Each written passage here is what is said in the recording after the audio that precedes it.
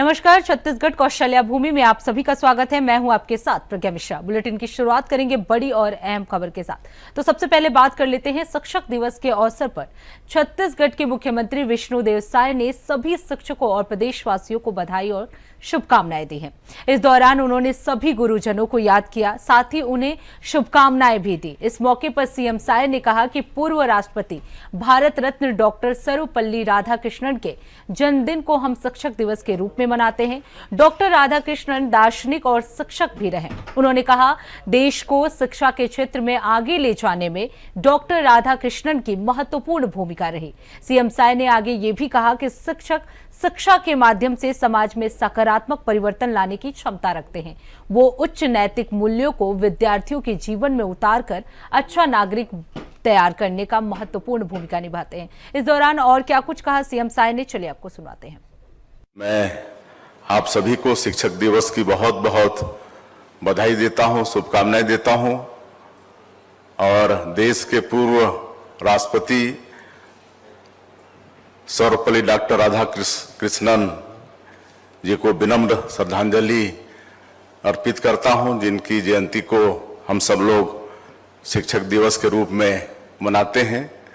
और आज हम लोग अपने प्रदेश के जो उत्कृष्ट शिक्षक शिक्षिकाएं हैं उनका सम्मान किए हैं।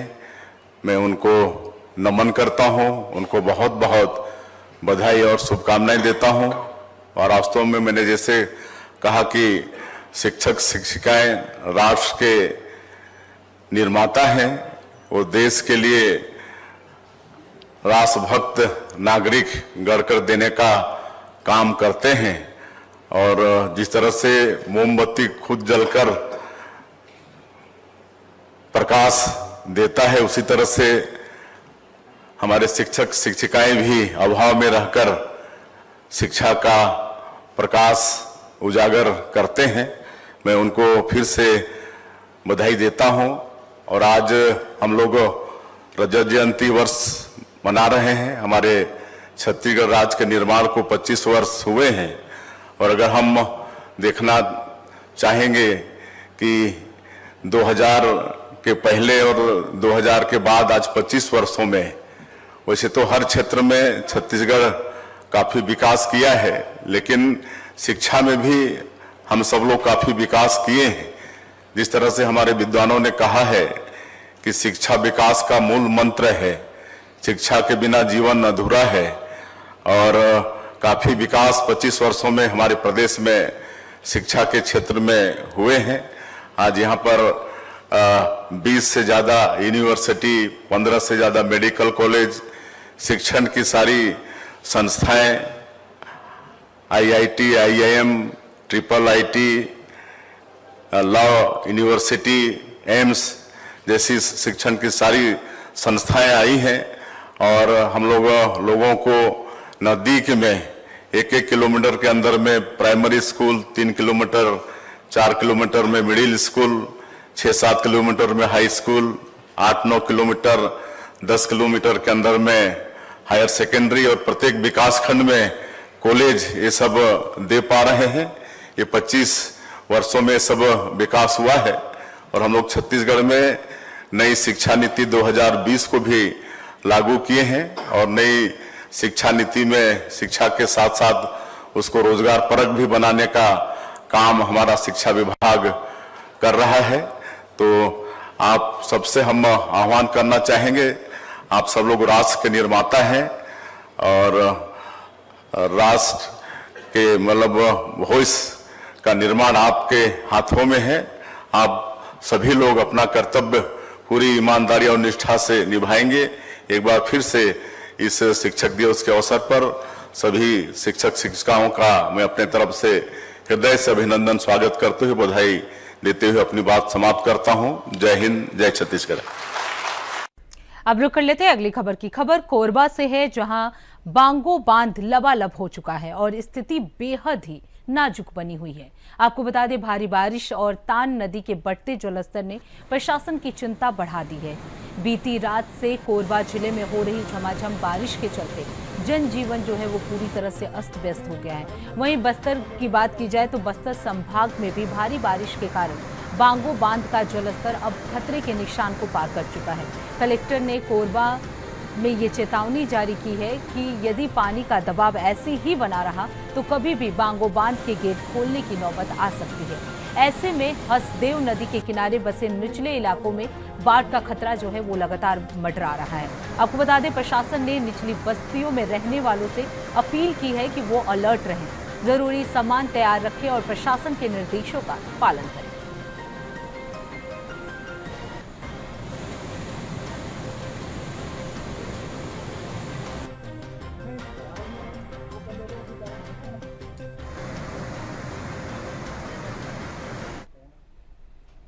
अब रुक कर लेते हैं अगली खबर की। छत्तीसगढ़ की राजधानी रायपुर में आज भादो एकादशी के पावन अवसर पर कर्मा तिहार प्रकृति पर्व का भव्य आयोजन किया गया। ये आयोजन मुख्यमंत्री के निवास में पारंपरिक विधि विधान से संपन्न किया गया।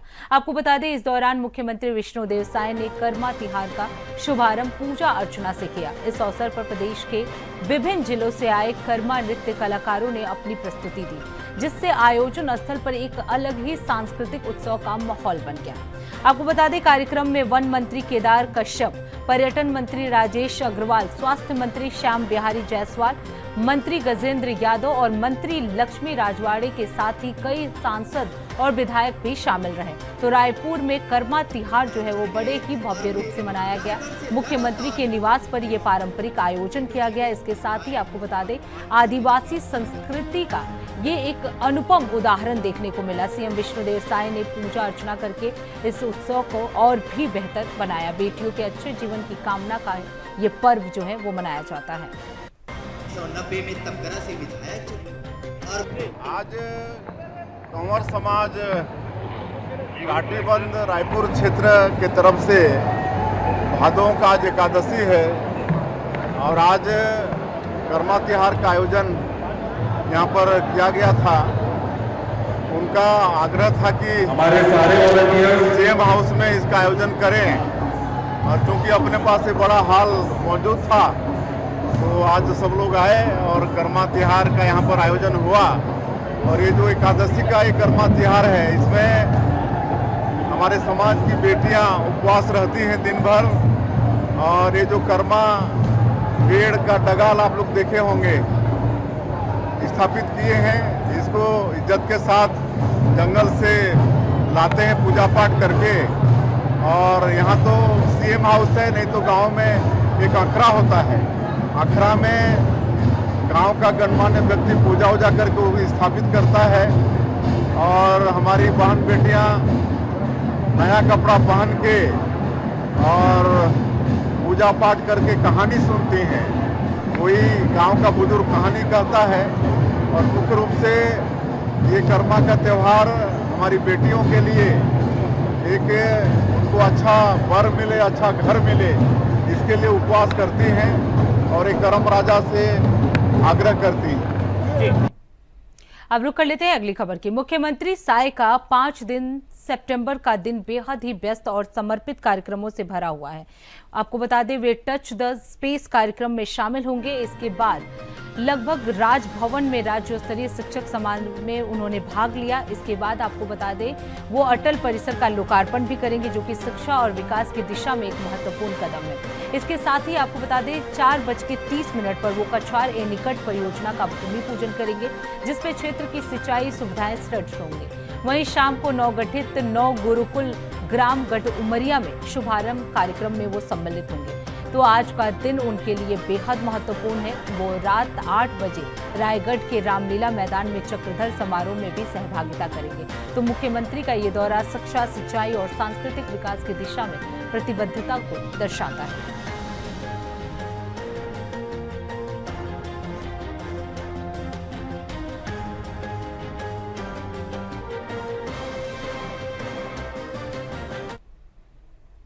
अब रुक कर लेते हैं अगली खबर की। खबर राजधानी रायपुर के लाखे नगर से है, जहां गणेश उत्सव के दौरान एक विवाद गहराता जा रहा है। आपको बता दें, स्थानीय समिति द्वारा आयोजित गणेश पंडाल में देर रात फिल्मी और अशोभनीय गाने के बजाए जाने के आरोपों के बाद प्रशासन ने गणेश प्रतिमा में धार्मिक आयोजन पर अस्थायी रूप से रोक लगा दी है। अब इस फैसले के बाद हिंदू संगठनों में आक्रोश देखने को मिल रहा है। उनका आरोप है कि सनातन धर्म की मर्यादा का उल्लंघन किया गया है और अब भक्तों को भगवान के दर्शन से रोका जा रहा है। मामले ने तब और तूल पकड़ लिया जब पुलिस ने प्रदर्शन कर रहे लोगों पर लाठीचार्ज कर दिया, जिसमें महिलाएं और बच्चे भी शामिल थे। इससे पंडाल परिसर में अफरा तफरी मच गई और श्रद्धालुओं में रोष भड़क उठा। वहीं मौके पर पुलिस बल तैनात है और माहौल को नियंत्रित करने की कोशिश की जा रही है। प्रशासन ने जांच के आदेश दे दिए हैं और पंडाल में कौन से गाने बजाएंगे और किसकी अनुमति से ये हुआ, इन सभी की जानकारी जो है वो समिति जुटा रही है। अब तक कोई बयान जो है आधिकारिक रूप से इस मामले में नहीं आया है। यहाँ पे हम लोग के बीच में कुछ दूसरे लोग आके लाठी पड़ी है। अब इसकी इतनी उम्र है, 14 साल के बच्चे को 4 लाठी पड़ी है। हर चीज का एक रूल रहता है। क्या है, भगवान ने क्या बिगाड़ा है जो भगवान के साथ ऐसा कर रहे हैं? करो ना, तो जो ये हो रहा है, रेप हो रहा है, वहाँ करो कि सिर्फ भगवान को कर रहे हैं?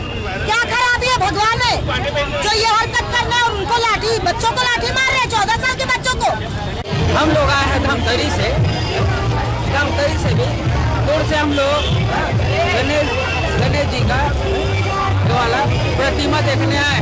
हम लोग धमतरी से आए, 1500-2000 रुपये खर्चा करके अपना गाड़ी वाड़ी किराया भाड़ा करके हम लोग यहाँ पे देखने आए। और आज यहाँ पे आए तो पता चल रहा है कि यहाँ पे पर्दा लग चुका है। अब पर्दा लगा है तो कैसा लगा है, क्यों लगा है, वैसा बोल रहे हैं। तो पुलिस वाले आके वहाँ पे खड़ा हो गए। पुलिस वाले खड़ा हो गए तो खाली बोलते कि बजरंग दल वाले। अरे तो बजरंग दल वाले तो हम भी हैं, तो हमारे साथ का बजरंग दल कहाँ है? अरे भगवान के नाम से कहाँ पे फिर बजरंग दल आता है? मतलब बजरंग दल ही तो भगवान का हर चीज का सम्मान करने वाला ही तो दल है क्या बजरंग दल?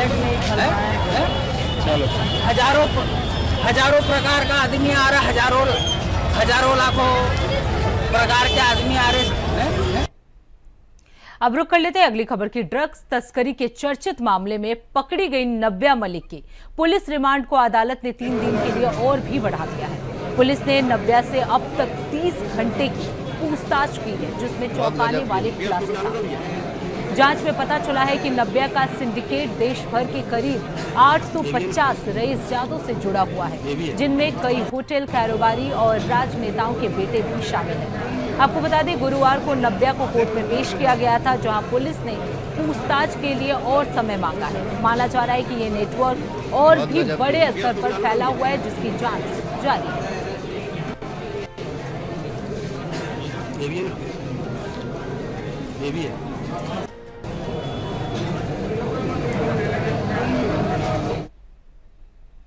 अब रुक कर लेते हैं अगली खबर की। बिलासपुर के पचपेड़ी थाना क्षेत्र के जंधोरा में गौ रक्षकों को और हिंदू संगठनों की सतर्कता से गौवंश तस्करी का बड़ा मामला जो है वो सामने आया है। आपको बता दें, एक ट्रक में 25 से 30 गौवंश भरे पाए गए हैं, जिन्हें कथित रूप से बूचर खाने में ले जाया जा रहा था। गौ रक्षकों ने ट्रक को रोककर पुलिस को इसकी सूचना दी, जिसके बाद मौके पर पहुंची टीम ने ट्रक को जब्त कर लिया। पुलिस ने वाहन चालक और मालिक के खिलाफ मामला दर्ज कर लिया है। फिलहाल गौवंशों को सुरक्षित स्थान पर पहुंचाया गया है और मामले की जांच पड़ताल जो वो लगातार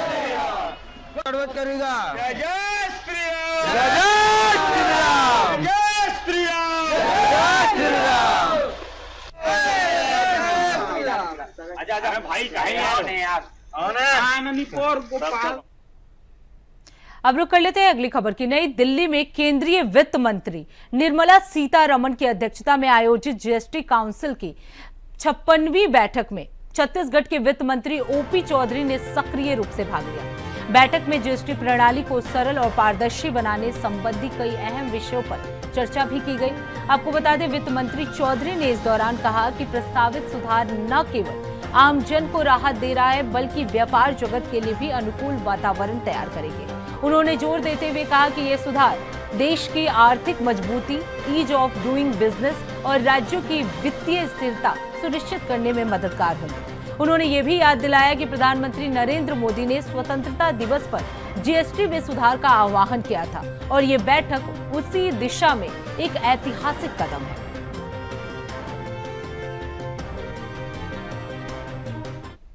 जीएसटी का जब निर्णय 1 जुलाई 2017 को लिया गया था कॉमन कंसेंसस के साथ सभी राज्यों और केंद्र की सरकार के द्वारा, तब सभी ने मिलकर ये तय किया था कि 5 साल तक अगर रेवेन्यू लॉस कोई होता है तो उसे कंपनसेट करने का काम केंद्र की सरकार करेगी। इसी बीच में कोविड आया और रेवेन्यू में ड्रास्टिक फॉल, बहुत तेजी से गिरावट आई कोविड की असामान्य परिस्थितियों के कारण, वंस इन लाइफ टाइम की परिस्थितियों के कारण।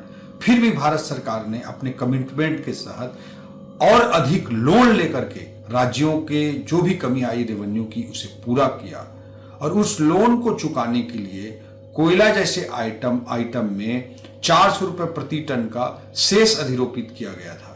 उस सेस की राशि को कोयला जहां उत्पादन होता था वहां से प्रति टन 400 रुपए लिया जाता था कोयले पर और सेस पूल में जमा करके राज्यों को कंपनसेट करने के लिए जो लोन लिया गया था उस लोन का प्रिंसिपल अमाउंट, मूलधन और ब्याज भारत सरकार वापस चुकाने का प्रयोग करती थी। अक्टूबर 2025 तक ये लोन पूरा पड़ जाएगा, चुकता हो जाएगा। इसलिए एक स्पेसिफिक पर्पज से कोयला पर जो 400 रुपए टन का सेस लगाया गया था उसे भारत सरकार ने समाप्त कर दिया है और अब उस 400 रुपए प्रति टन को जीएसटी में मर्ज कर दिया गया है। इससे हमारे छत्तीसगढ़ जैसे राज्य को सीधा फायदा होने जा रहा है, क्योंकि 400 रुपए प्रति टन पर जो सेस लगाया जाता था उसका पूरा पैसा सेस पूल में चला जाता था और उससे फिर लोन को पटाने का काम किया जाता था।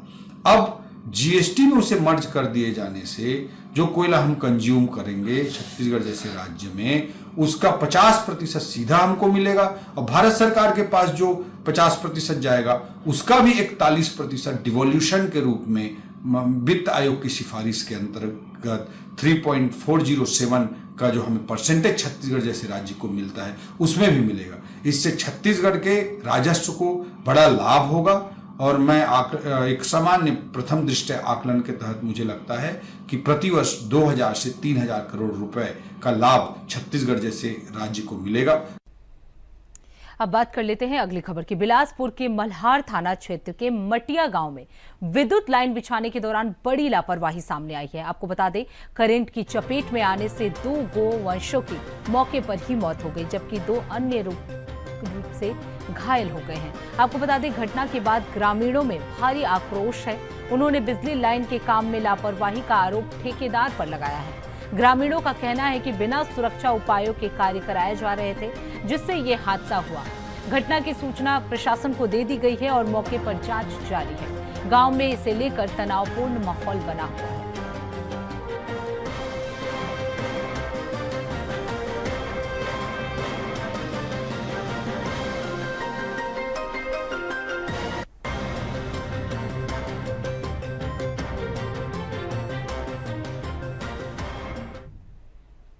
अब रुक कर लेते हैं अगली खबर की। छत्तीसगढ़ की 25 वर्ष की विकास यात्रा का उत्सव नवागढ़ में रजत जयंती महोत्सव के रूप में पूरे उत्साह के साथ मनाया गया।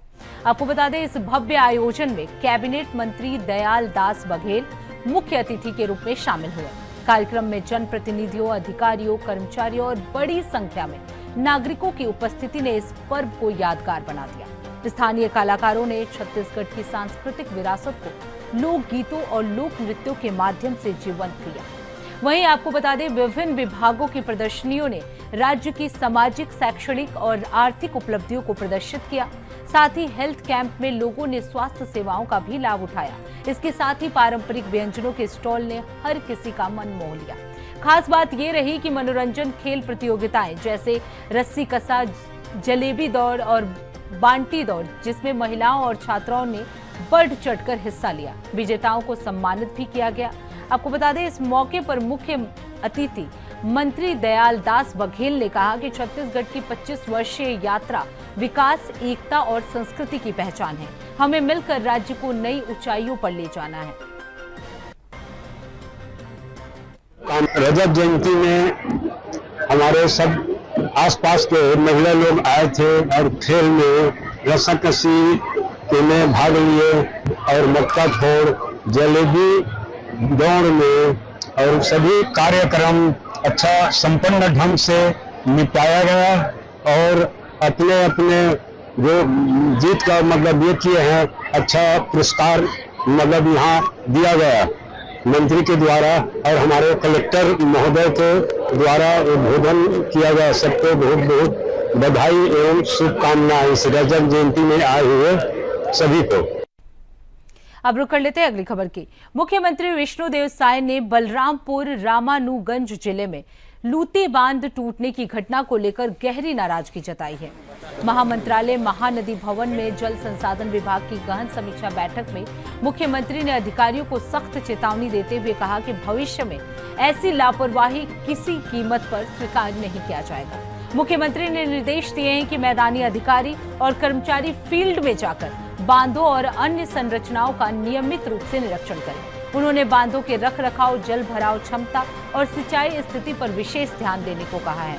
इसके साथ ही सीएम साय ने बांध सुरक्षा अधिनियम 2021 के कड़ाई से पालन और जिला प्रशासन के साथ समन्वय पर जोर दिया है। साथ ही उन्होंने कहा कि लक्षित और वास्तविक सिंचाई क्षमता के बीच अंतर को कम किया जाना चाहिए और इसके लिए कार्य योजना जो है वो तैयार किया जाए।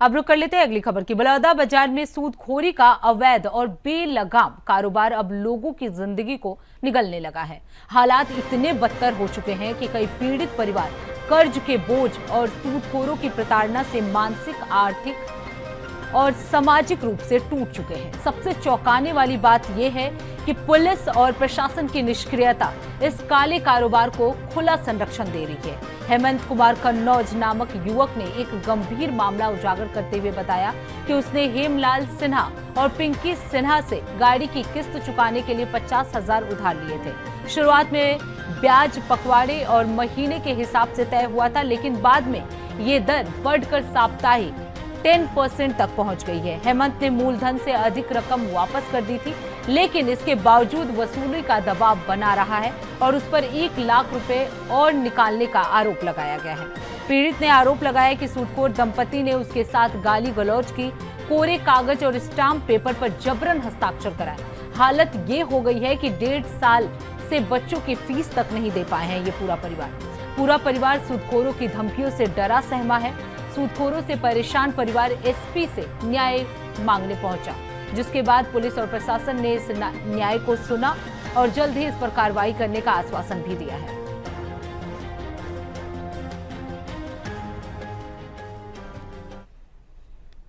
अब रुक कर लेते हैं अगली खबर की। रायपुर में नक्सलवाद के खिलाफ मेमे फेयर होटल में चल रही रणनीतिक बैठक के बीच बस्तर में सुरक्षा बलों और नक्सलियों के बीच जबरदस्त मुठभेड़ की खबर सामने आई है। आपको बता दें, ये मुठभेड़ नारायणपुर, दंतेवाड़ा और बीजापुर की सीमा से लगे पूर्व बस्तर डिवीजन एरिया में चल रही है। सूत्रों के अनुसार मुठभेड़ में कई नक्सलियों के मारे जाने और घायल होने की भी सूचना आई है। वहीं दंतेवाड़ा के एसपी गौरव राय ने मुठभेड़ की पुष्टि की है और कहा कि ऑपरेशन अभी भी जारी है। इधर रायपुर में नक्सल उन्मूलन को लेकर उच्च स्तरीय बैठक चल रही है, जिसमें केंद्रीय और राज्य एजेंसियों के वरिष्ठ अधिकारी रणनीति पर चर्चा कर रहे हैं। इसी बैठक के बीच बस्तर में जवानों के पराक्रम की ये कार्रवाई सामने आई, जो सुरक्षा बलों की मजबूत मुठभेड़ रणनीति और सटीक सूचना तंत्र का संकेत है।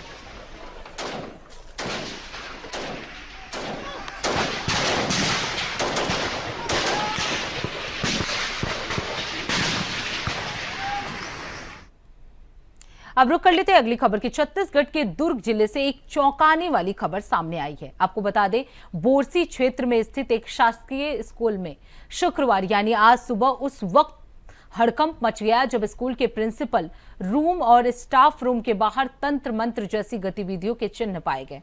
नींबू, गुड़िया, मृत पक्षी और खींची गई लकीरों को देखकर स्कूल स्टाफ और स्थानीय लोग हैरान और सहमे हुए हैं। बताया जा रहा है कि ये किसी असामाजिक तत्व की हरकत हो सकती है। वहीं स्कूल स्टाफ का कहना है कि इस तरह की घटनाएं पहले कभी सामने नहीं आई, लेकिन अब मामला गंभीर होता हुआ नजर आ रहा है।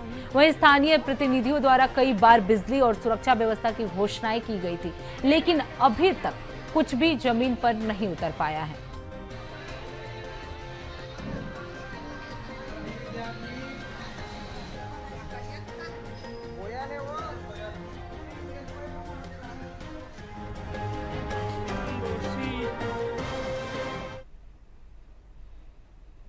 तो फिलहाल छत्तीसगढ़ कौशल्या भूमि में बस इतना ही। देश दुनिया की तमाम बड़ी खबरों के लिए देखते रहिए इंडिया वॉइस। तब तक के लिए नमस्कार।